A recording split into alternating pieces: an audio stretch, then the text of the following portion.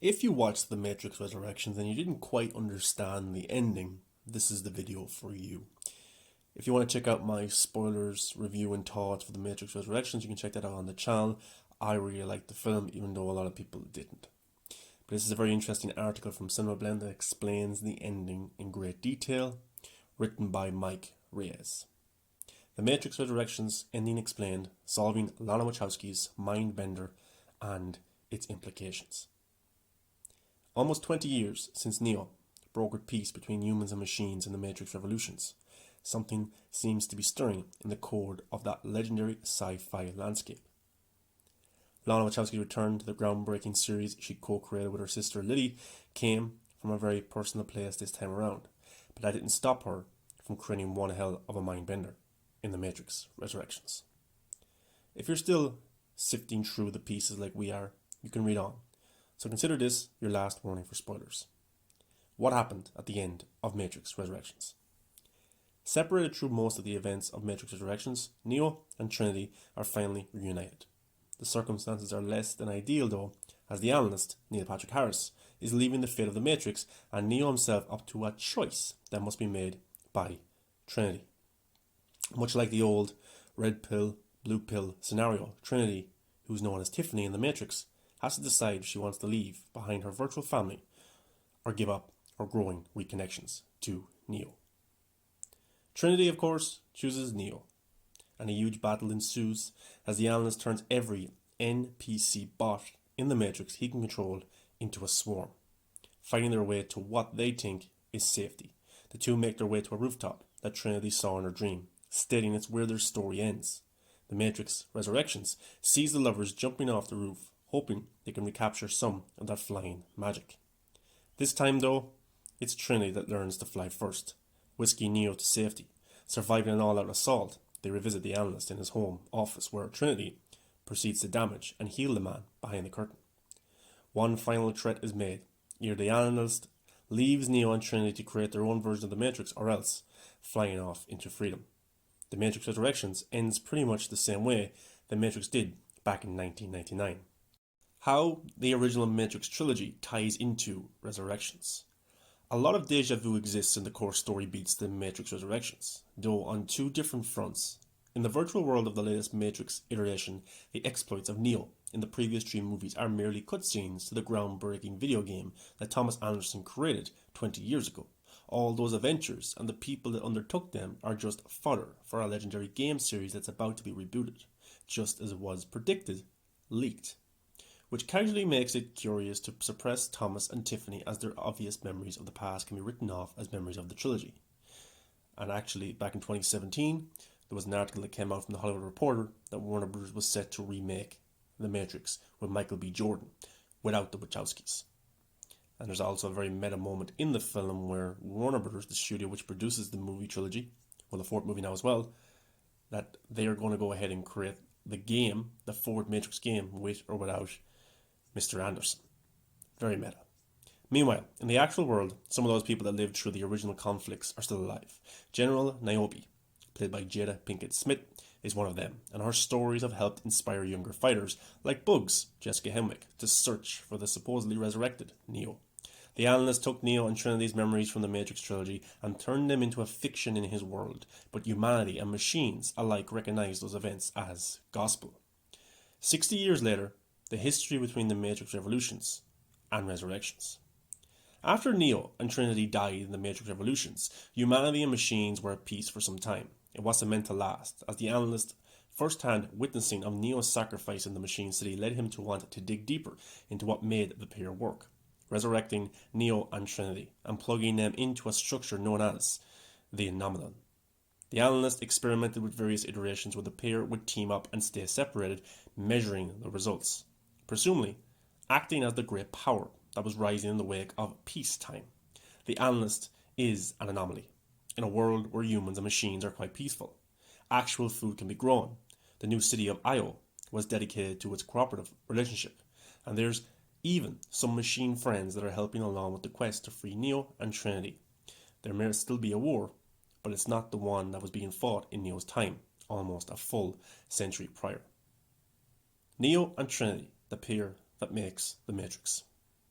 Pop culture has always seen Trinity and Neo as one of those one true pairings, going hand in hand with one another.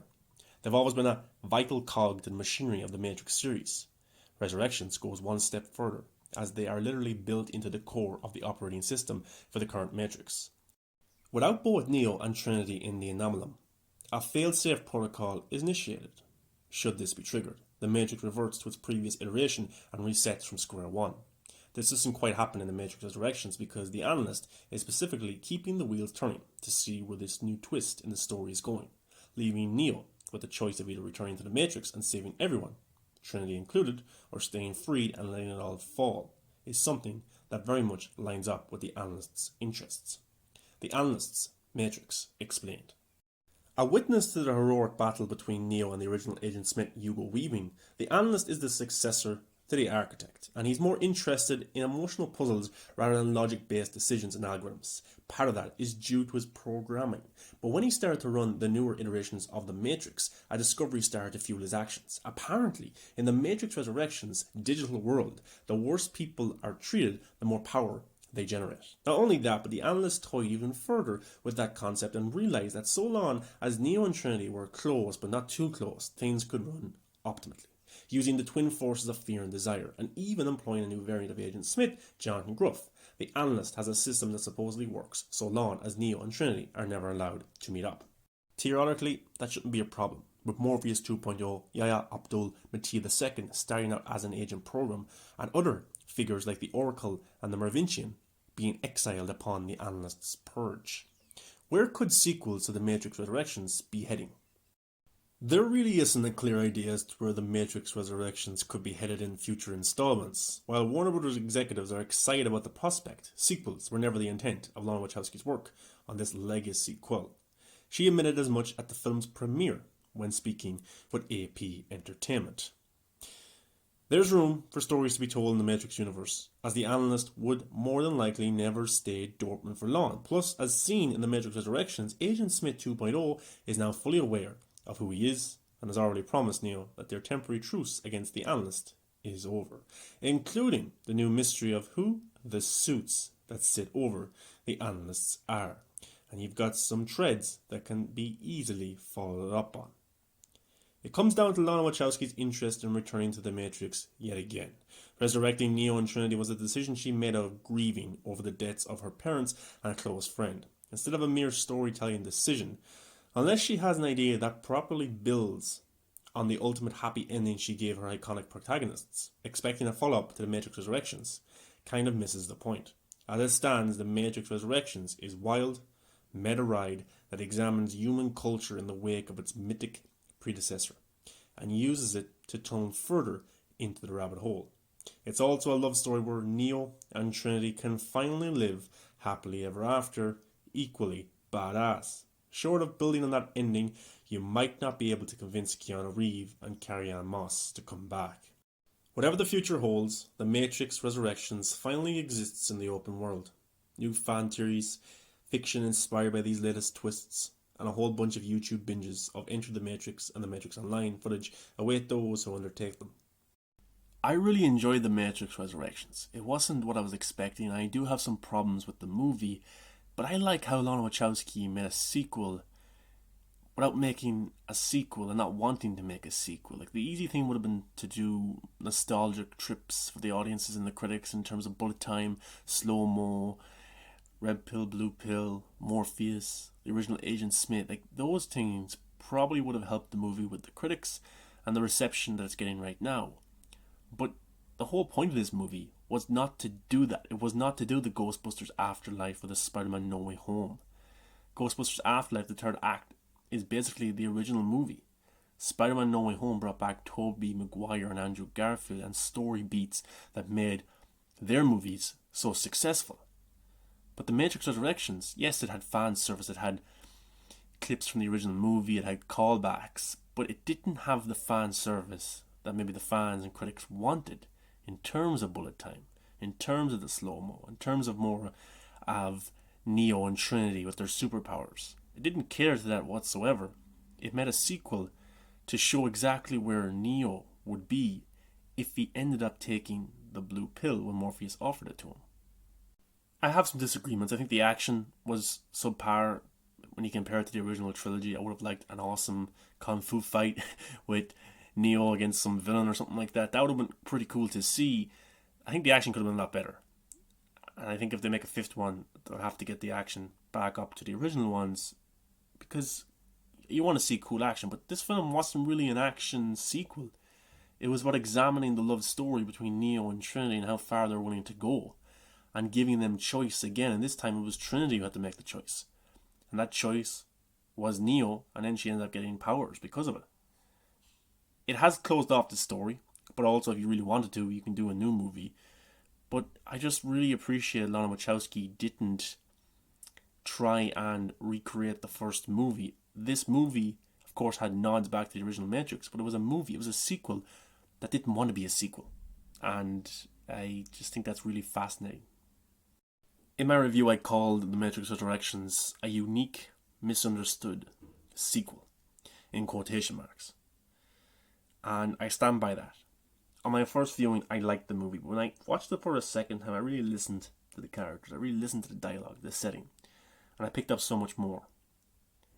And it would have been easy, as I said, to cater to the fans and to the critics, but Lana Wachowski wanted to go in a different direction. She wanted to hold a mirror up to Hollywood, how everything's a sequel, everything's a reboot, everything is part of a huge IP, or then it won't get a $200 million budget, then it won't be looked at.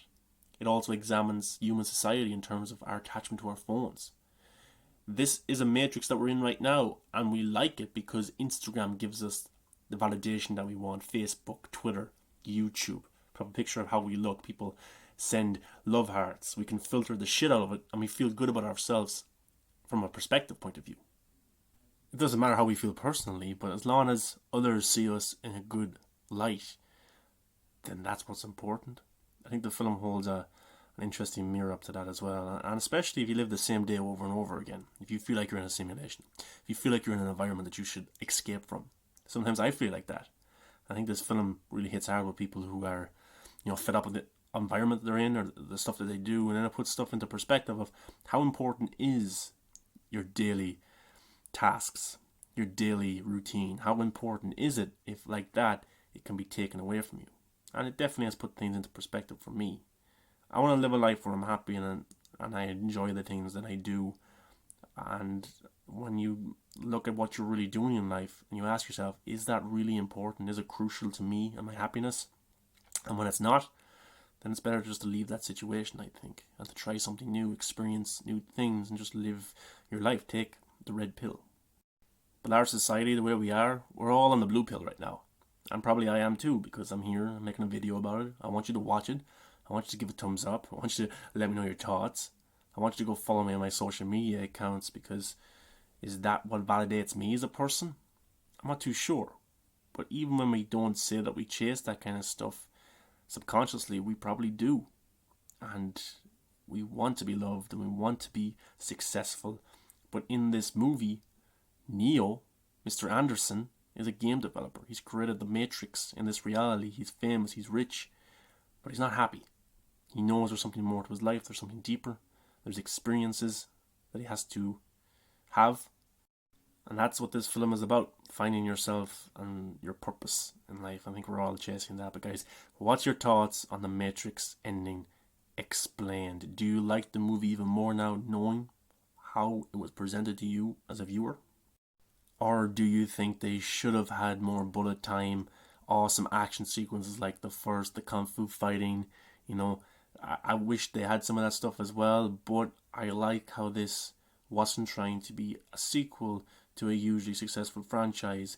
It was more of a deep character study with deep philosophical themes, questioning your own reality, questioning your own activity as a human being in this world, in the real world right now, with social media, with games, with movies, with your phone, with your iPad, with your Instagram, with your Twitter.